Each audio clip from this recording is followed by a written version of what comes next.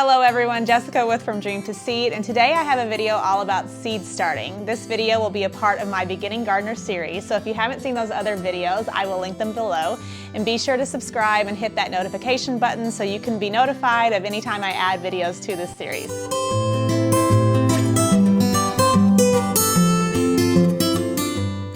So a few years ago, I started growing the majority of my flowers and vegetables from seed. And I've really enjoyed doing this because it gives me a lot more variety in what I'm growing, more variety than I would get if I was going to the store to purchase seedlings. But it's definitely been a learning curve. I've had a lot of failures and frustrations, but I think I've got a pretty good handle on things now after doing a lot of trial and error. So today I'm going to share some of my tips for successfully starting your plants from seed. Now I have onions and spinach, and I'll be specifically talking about what I do to start these particular crops, but I'll also give you some general information as well. So I will be talking about quite a few different products that I use today, and I will link them below, or a very similar product to what I use in case you're interested in purchasing those for yourself. So the first thing you want to start with are your containers. Now I'm not stuck on one specific brand or type of container, but what the containers do and how to use them I am very particular about.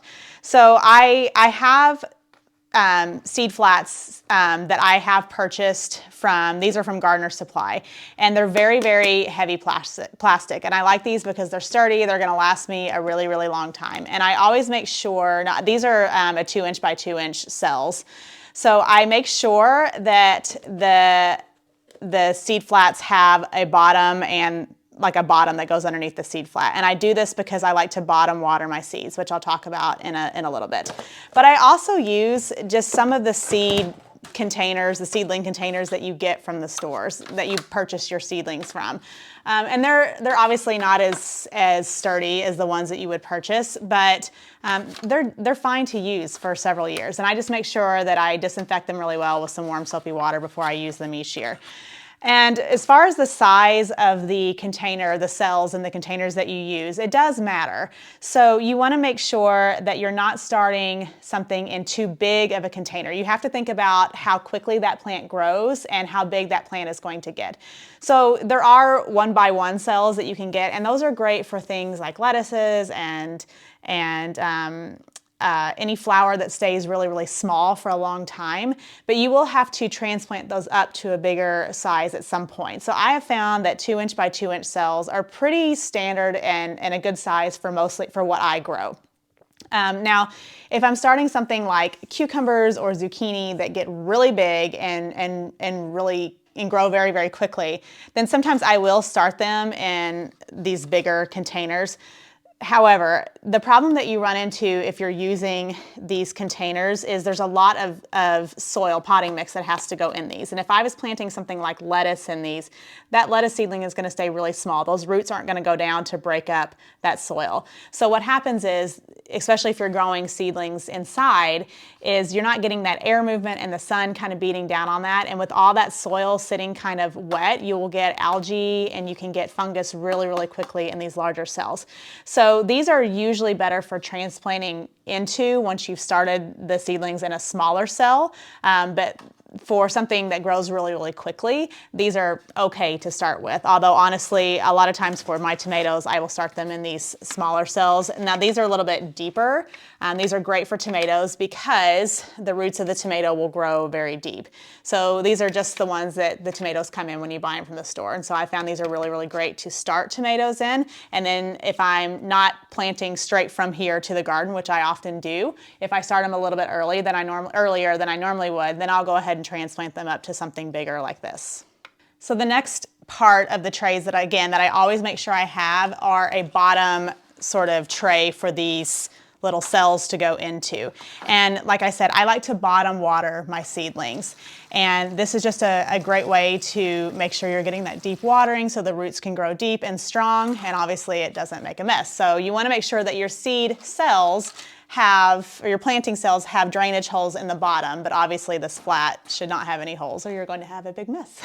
So make sure you have a flat that the seedling, the cells can go into.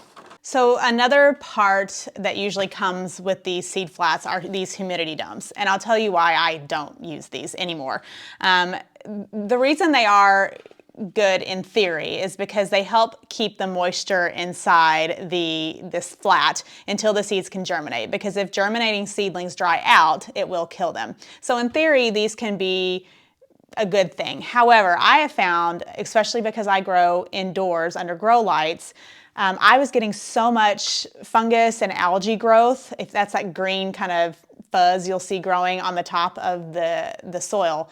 And it was really because of these. It's very, very humid where I live in the Ohio Valley. And even indoors, we get a lot of humidity. So I honestly don't need these. As long as I'm making sure that I'm watering correctly, these aren't necessary for me. Now, if you live in an area that's really, really dry, maybe these are necessary, but I think if you stay on top of watering, correct watering, then it's not something you need.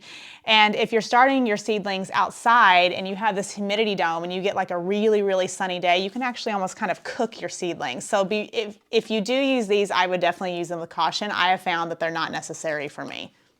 The next thing you want to consider is the medium in which you're growing in. Now, I usually make my own seed starting mix out of peat moss, vermiculite, and worm castings. However, it's still pretty cold outside and it makes kind of a mess. So usually if I'm starting seeds indoors, I will just go with a seed starting mix. This is one from Jiffy, but I've used others that work just fine. And the difference between a seed starting mix and a potting mix is that the seed starting mix is going to drain a little bit better. And that's really important for these little tiny plants that if their roots become too wet or stay too wet, they can definitely die. So you want to make sure you have a really good seed starting mix. And I always start by pre-moistening my seed starting mix. If I'm doing it indoors, I have a big plastic tub that I will use, and I will go ahead and use a watering can to pre-moisten that seed starting mix. And then I will gently pack the seed starting mix into the cells. And you want to kind of push down into the cells a little bit. You don't want it packed super, super tight. That'll prevent the roots from growing, but you do want to make sure you're getting contact, number one, with the bottom of the seed starting tray, because once you start to water, that water needs to hit the soil. But you also don't want air pockets in the soil, as that can affect the growth of your plants. So now that you have your seed starting flats and your seed starting mix, you can go ahead and gather whatever seeds you need or buy whatever seeds you need. And I don't recommend a specific company. I bought them from big box stores, I bought them online, and they've all worked out fine. Just make sure that you're buying from a quality seed company. So you'll want to know the season of the seeds that you're starting, of the plants that you're starting. So in my last video about planting your garden, I talked about cool season versus warm season plants. So usually we're starting our cool season crops first, and then a few weeks later we're starting our warm season crops. So I have onions and I have spinach, and these are the first seedlings that I start every year.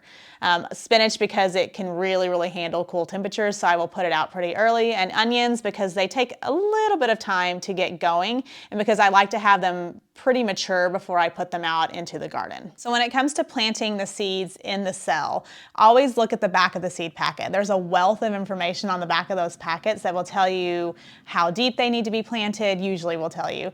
They will tell you maybe that they need a little bit more light, so just to kind of sprinkle dirt. There's lots of different things that you can find out from the back of the seed packet. But if for some reason it doesn't tell you, the good rule of thumb is to plant the seed twice as deep as the width of the seed. So if you have tiny little lettuce seeds, you're going to plant those, maybe 1/4 of an inch down. So a lot of times I will just sprinkle them on the top of the surface and then sprinkle dirt over top of those. Now, when it comes to most of the things that I'm planting, I always plant 2 to 3 plants or seeds per cell. And I do that because I want to make sure that I get germination. So if I'm only planting 1 seed per cell, there's a chance that I may not get germination in 1 seed, and then I have a whole cell that's empty. So I always make sure that I plant 2, maybe 3 seeds per cell. The exception for that is onions. Onions are a little bit different in how they grow, how their root systems are. I plant onions super thick, so I will put upwards of 10 to 15 seeds per 2x2 cell, and I don't thin them. So we'll talk about thinning in just a minute, but my onion seeds, I don't thin. And that's because for most seedlings, if I grew maybe 2 or 3, say spinach, 2 or 3 spinach plants in a cell, and then I thought, oh, I don't want to, thin them. I don't want to waste my plants. And I tried to separate those seedlings as I'm either up potting or planting them outside. I can really easily damage the root system to those plants. Onions, however, are super sturdy for the most part, and I can really easily separate those onion seedlings and to put them outside. So I plant my onion seedlings super, super thick when I'm planting.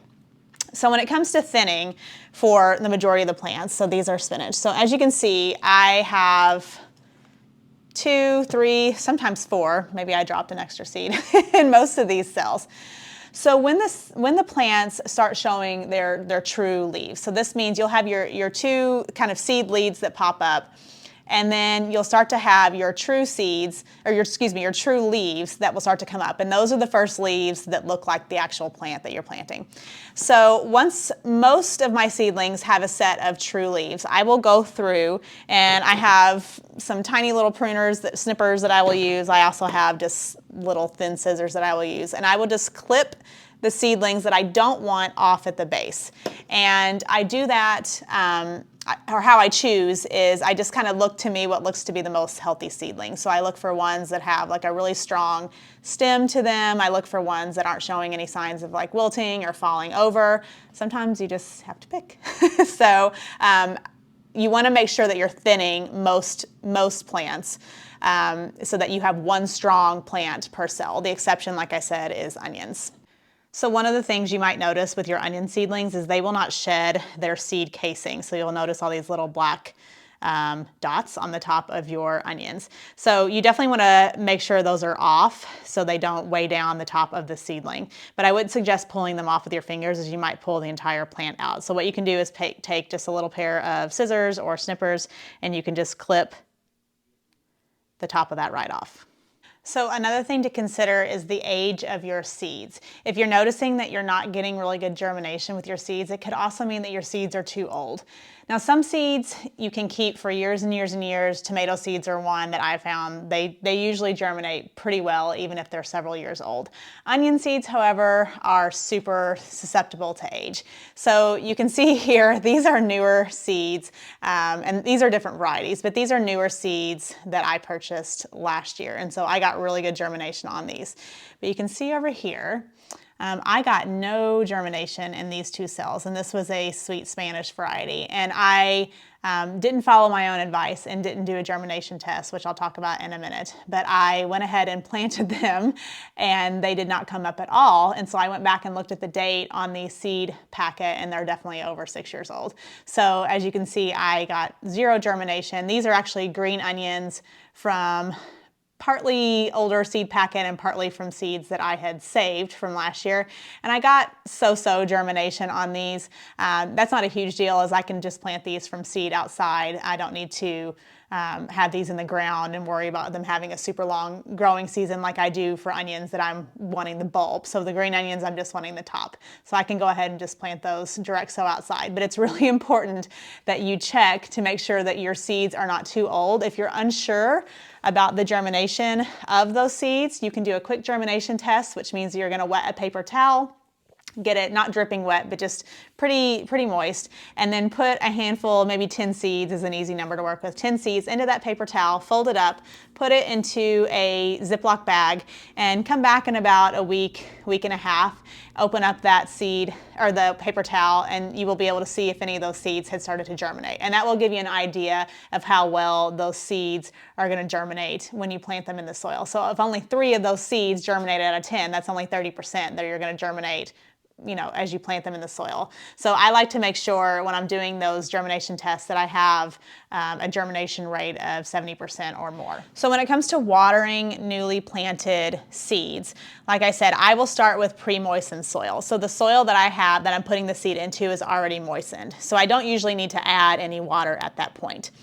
So what I will do is, until I get good germination of those seeds, and depending on the seed, that can be anywhere from 5 days to 25 days, depending on the seed.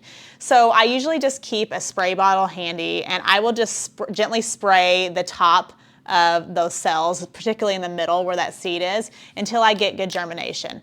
Once the seedlings have germinated, I will then switch to bottom. What it means is I will take out the inner tray, if I can get it out, the inner tray of the seed flat, and I will add water to the bottom. And I will usually only add maybe an inch, maybe even half an inch, it just depends on the seed tray, into the bottom, and then I will put the seedlings back in. And the water will start to sort of seep up and spread throughout that cell.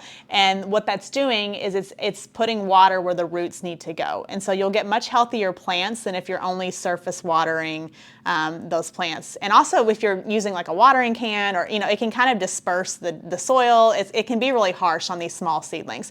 So bottom watering is a great way to get healthier plants. It's also a great way to prevent fungus. So when we grow indoors, we're not, like I said, we're not getting the wind, we're not getting the sunlight that we would get outside. And the sun is a great kind of antiseptic for soil.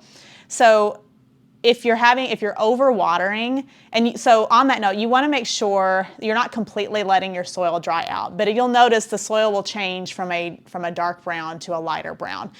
So you want to make sure that you're letting that soil dry up a little bit before you water again. If you're noticing green algae growth on the top of your soil, or if you're noticing that your seedlings are coming up and then dying off, you could have issues with algae and fungus. So the algae that's the green kind of fuzz on the top of the soil. It's not necessarily harmful to your plants, but it does mean that you're overwatering, or that the soil is staying too wet, or you're not having good air movement. So it is a sign of overwatering, which can cause the plants. Now, if your seedlings are coming up and then dying off, you could have what's called dampening off, and that is a fungal disease that can kill the seedlings. So you want to be very careful with your watering, that you kind of find that balance of not too wet, not too dry, so that the seedlings can grow, but that they're not having these fungal issues.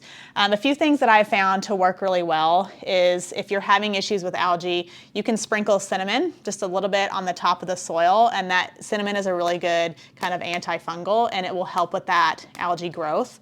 Another thing that I do, particularly with my onions, is I will sprinkle vermiculite on the top of these onions, on the top of the soil, excuse me, and that will help not only keep the soil moist, but not having to, not it being over moist. And it will also kind of keep the soil, because the onion seeds are planted very shallow, it will also kind of keep the soil from crusting over at the top and allow those little tiny thin seedlings to come up really good. So vermiculite on top of your soil your planting medium is another great way to kind of help with those moisture levels.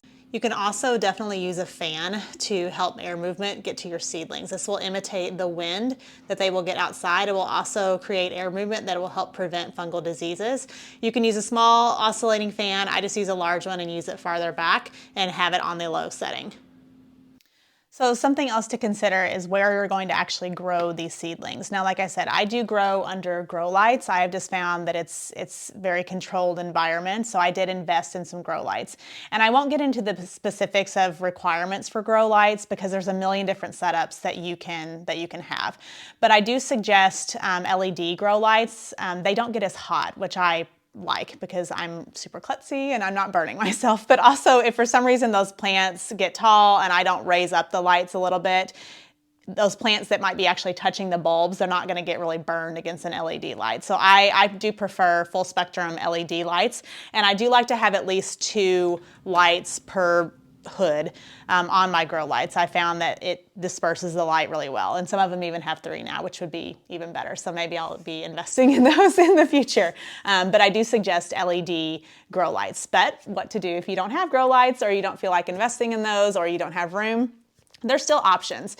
So you absolutely can start seedlings in front of a sunny window. And I would suggest a south-facing window, because that's going to give you the most light. A few issues you may have growing in front of a sunny window is a lot of newer windows, they really block those UV rays that come in.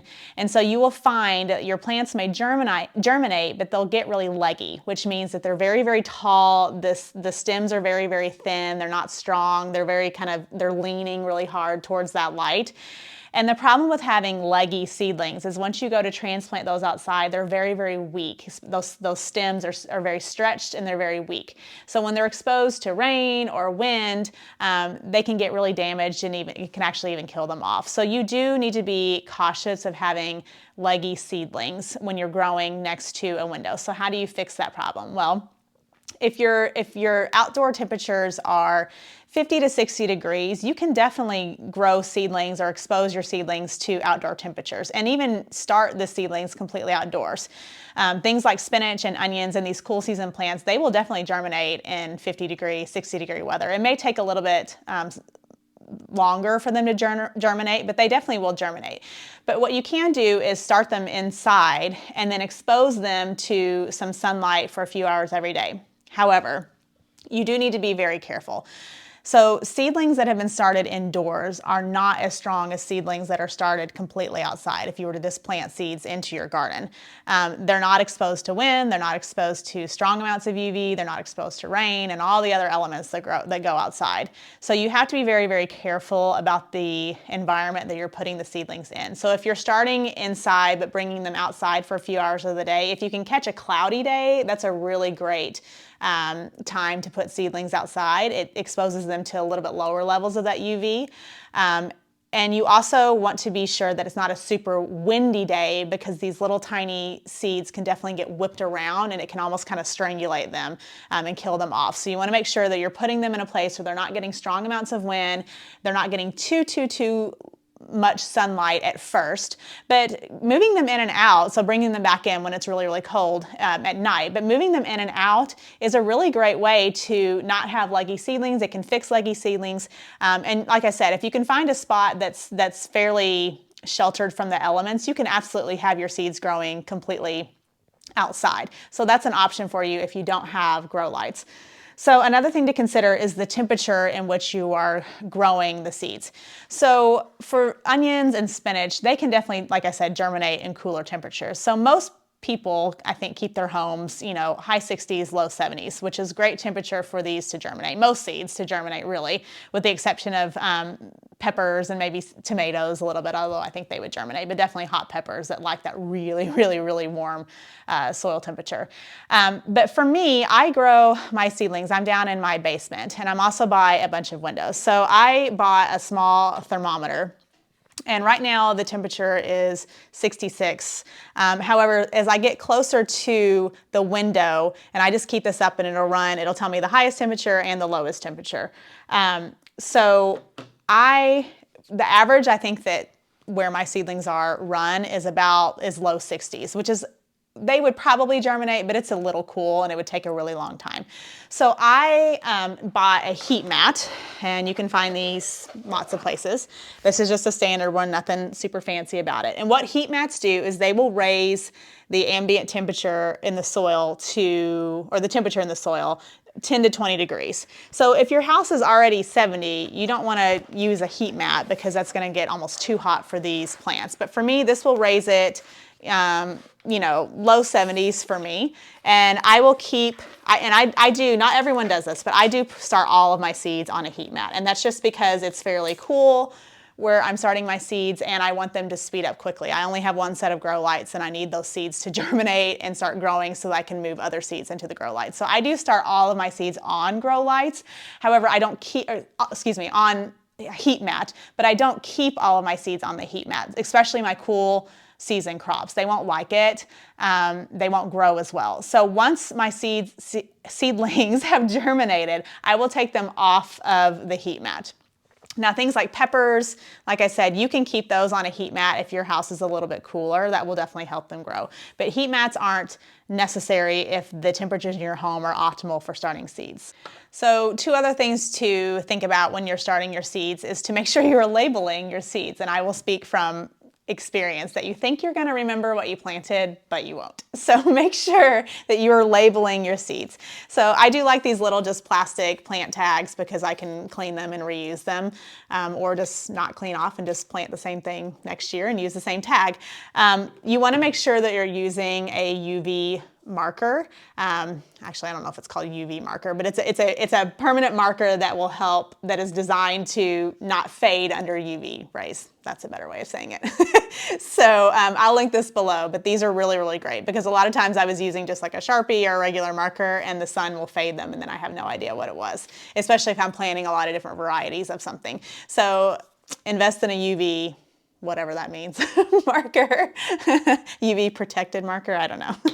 And also you want to think about fertilizing. So you don't have to fertilize your seeds right away. Now, like I said, I do use worm castings when I'm making my own seed mix, and the worm castings will have nutrients in them. However, when you're planting a seed, that seed has some nutrients kind of stored into itself. So it does have enough energy to germinate and to usually until they have about that first or second set of true leaves. And I wait for that before I start fertilizing. Now, I prefer liquid fertilizers. It's just easier for me to mix them up and then add it into the water when I'm bottom watering. You want to be really, really careful though that remember, these are our baby plants. So they're not gonna get the same amount, the same strength of fertilizer as mature plants would. So you have to be really, really careful that ensure that you are diluting that fertilizer so that you don't burn and kill off your plants. So there's a few different ones I use. This is just a Miracle-Gro quick start. And I have written on the side the strength that I like to use. So I usually mix it up in a 1,000, or no, this is a 500 milliliter little measuring, what is this, cup? Sorry, I have total mom brain today. Cup.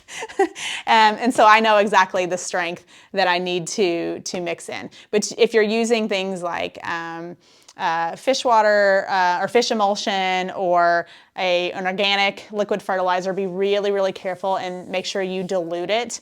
Even I would go err on the side of too much dilution than I would not diluting it enough, because too much dilution, you may just not get as much fertilizer. You might need to fertilize a little bit sooner than you would, but too much, too concentrated, and you can definitely burn and kill off your plants. So the last thing I just want to talk about is a process called hardening off your seedlings. So there's going to be nothing more frustrating than if you successfully grow these seedlings, they're healthy, you've been fertilizing, you've thinned them, they look great, and then you go take those seedlings that have been growing inside or mostly indoors and you stick them right into your garden and they die off. And again, that's because they have not been exposed to those elements properly. So you have to make sure it can take about a week for this process, maybe longer, I guess, if you're having extreme weather. But you want to make sure that before you plant your seedlings outside, you're exposing them to the outdoor temperature, sunlight, wind, rain, whatever, just a little bit a day. So you start with maybe an hour, bring them in. The next day, maybe 2, and then you kind of build up. And eventually I like to keep, for the last night before I plant them, I keep them in the seed trays and I leave them outdoors overnight. But I make sure again that I put them in a little bit of a protected area so they're not exposed to a ton of wind. And even after you plant, you've hardened them off and you plant your seeds into the actual garden, you can still protect them using agrofabric. You can I like to cut up like rings from a 2-liter bottle and put it around the seeds to provide a little bit of a wind block. It also can prevent some cutworms and lots of other things that love to eat seedlings, to provide some protection and allow them to acclimate to that outdoor area. And that's it. I hope you were able to learn something from today's video that can help you in your seed starting journey, especially for you beginning gardeners out there. I was definitely one once, and I know it can be a little bit overwhelming when you're starting to learn how to plant things from seed. So if you have any questions, please feel free to leave them in the comments below. I would be more than happy to answer them, and we'll see you next time. Bye.